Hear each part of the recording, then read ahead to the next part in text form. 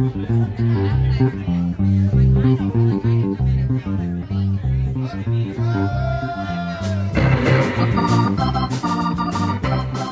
everyone to another session of Show Up and Write. Really happy to see you. Today's topic is cliches, and I just thought it would be kind of fun to talk about cliches because we do all know what they are and we understand a cliche when we see one, and they're really hard to keep out of our writing. I know they sneak into my writing, and also it doesn't mean that your entire book cannot have any cliches. They are cliche for a reason. They're familiar to us. They are overused. I mean, that's essentially what a cliche is. It's just something that is overly familiar or overused, or to use that beautiful word, hackneyed. I still remember learning that word in the 7th grade.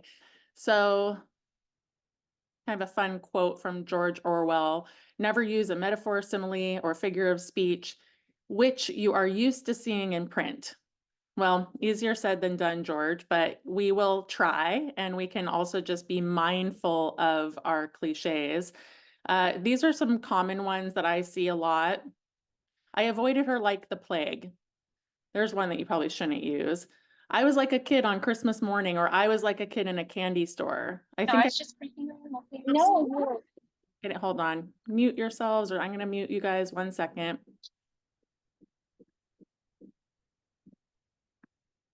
Okay.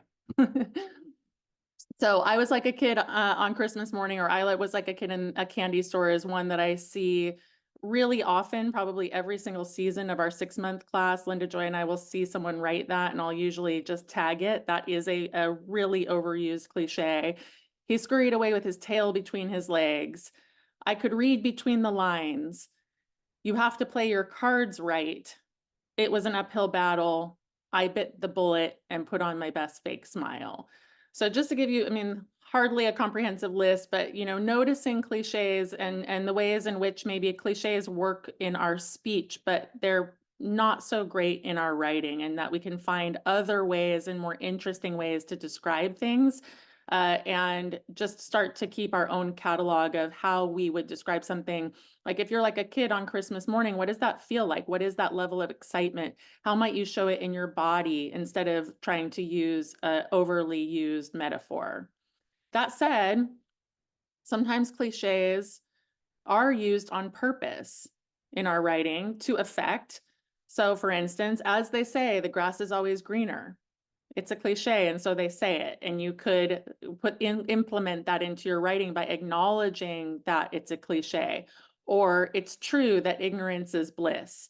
That could almost serve as a takeaway, or as a setting up, queuing up a scene in which you're going to talk about something in which you wish you were ignorant, because that would be a more blissful thing than what you're experiencing. Or you can use it in dialogue, because people do say cliches all the time. So for instance, you have to play your cards right, he said, eyeing me up and down. Because someone is saying a cliche in their dialogue, that's perfect, and you can put it in the dialogue. And lots of people say cliches, and so it may be appropriate to characterize some of the characters that you're writing about in your book. And then it's an uphill battle, she said, again. God, I was tired of hearing that worn phrase. So then you sort of use it to comedic effect, or just acknowledge in your own work that, my God, it's a cliche and she is saying it again. So lots of ways to work with cliches and just acknowledge that they're cliches in your writing. Sometimes cliches work. For instance, in book titles. I mean, how many book titles have we seen with so-and-so's wife or so-and-so's daughter? And there's a reason that they're so popular. 2 of these, Nobody's Daughter and The Shaman's Wife, are She Writes Press books. So I'm not opposed to cliches, and it's not like there's a hard, fast rule across the board. We do need to be mindful.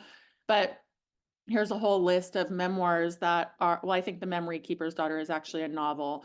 But regardless, sometimes you may look at something that is a cliche and decide that you're going to do it anyway. And that's okay. You get to have some discernment in the process. But again, we're just talking about cliches because they're out there. What are they? And how do you work with them, implement them, or decide to not use them because they are so overdone?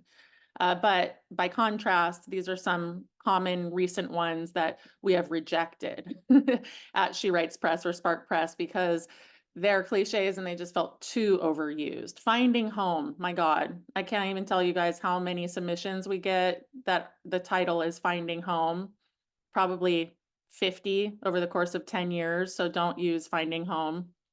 Out of the Fog, Life, A Journey of a Lifetime, Reclaiming Me. Also, they're vague.